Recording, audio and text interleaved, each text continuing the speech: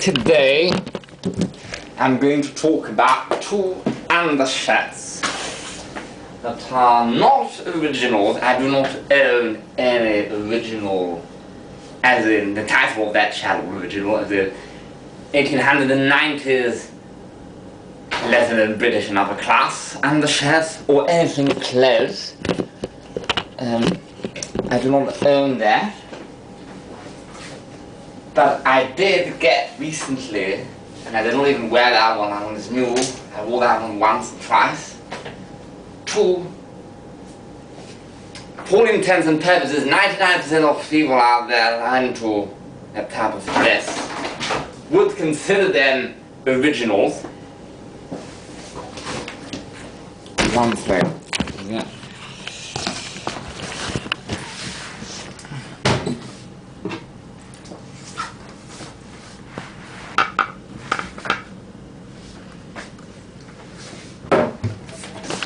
These are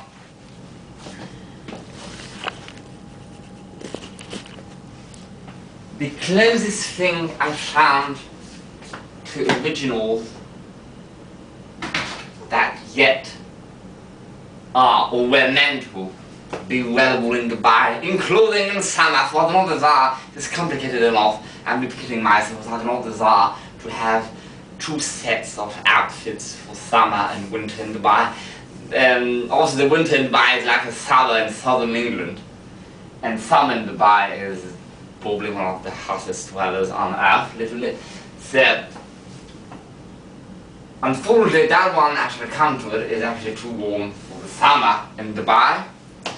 Now I always explain that in all the videos. I actually desire ideally to only wear combinations, what the Americans call a union sort as undergarments.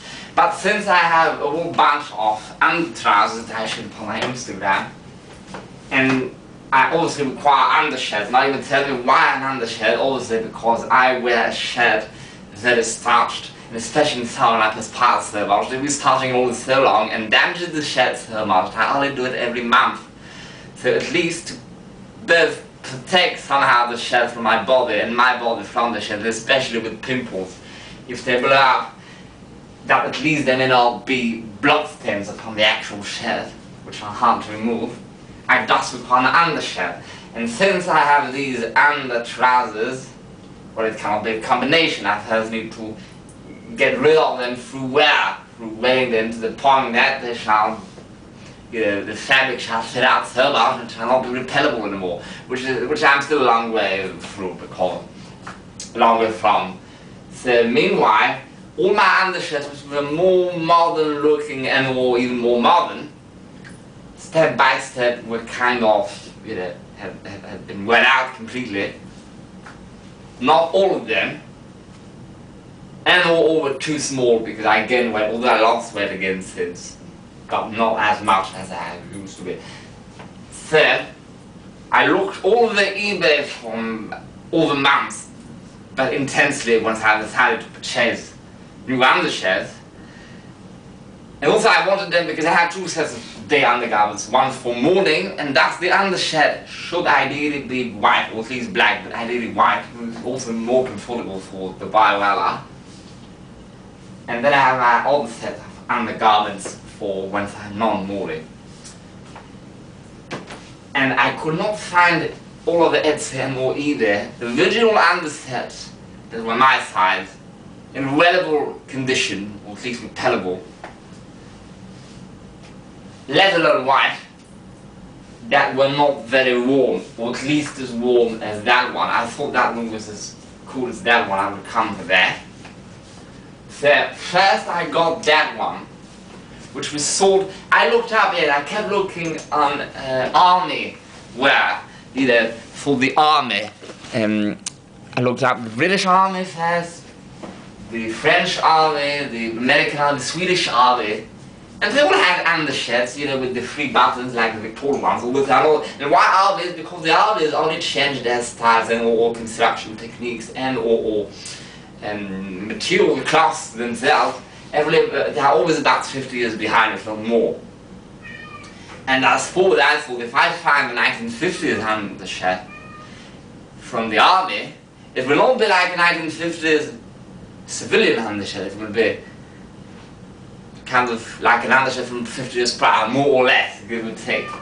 The only problem with that was that they were all too warm, about like that one, if not warmer. Actually warmer, usually warmer, especially the American ones, always contain 50% cotton, 50% wool.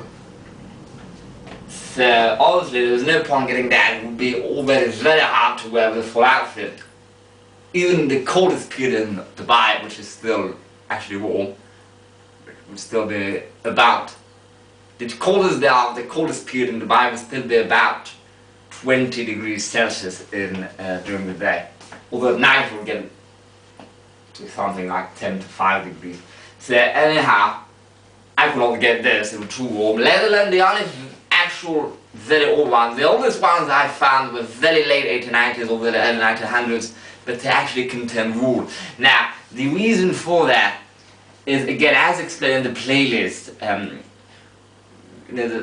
why do only black items, original Victorian clothing from 1840 to 1920 survive, and also the other one, why are they all from each of those countries, all those two playlists. Basically, there were more woolen undershirts, and also because during summer a lot of men would actually not even wear an undershirt. And on top of that, especially that, none like undershirts like that one, which actually dates from the 1980s. See the thin, summerly cotton? Well, it does not last half as long, in terms of wear. And so obviously, if most ones that survive thick wool ones for winter are often in a piteous state, even if more or less repellable with the use of patches, how would these ones be?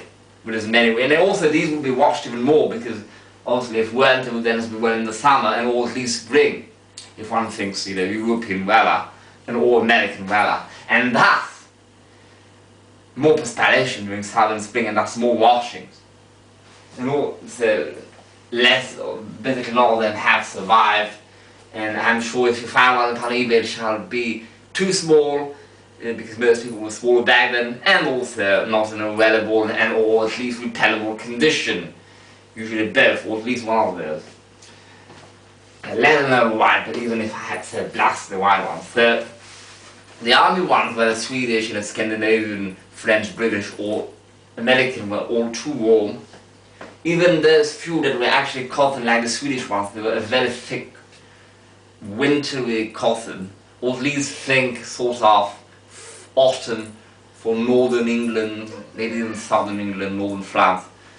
That in Dubai summer unwearable, and Dubai winter perhaps wearable by die-hard lining, but extremely uncomfortable.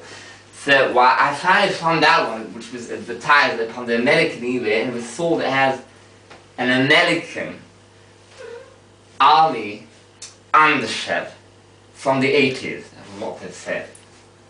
And it said 100% cotton, especially when I looked up at the tag. This is actually 100% cotton. It says somewhere upon the tag, or I think the seller said that, and it showed these, army tags, as in it is a new old stock, a stock that is basically 40 years of age, but which has never been worn. It's simply the original packaging is not there, but often because they were army things, they did not even come packaged. It just came in a bundle like back in the Victorian era. All this is clever, and it clearly looks very kind of Victorian how I analyzed it. And actually, upon getting it, one has to think. I think I got it for about $25, which actually is fair as a price. But with the shipment from all the way from the United States of America to France, with the importing fees that France takes, I think the total was about more than $40. And actually, upon receiving it, when my sister brought it from France to Dubai, I realized simply from the tags that this is a Russian, then from having looked, because there were lots of Russian army undershirts. I forgot to talk about the Russian army, I also checked the Russian army. The Russian army was the only one, which I later found out, actually had literally summarily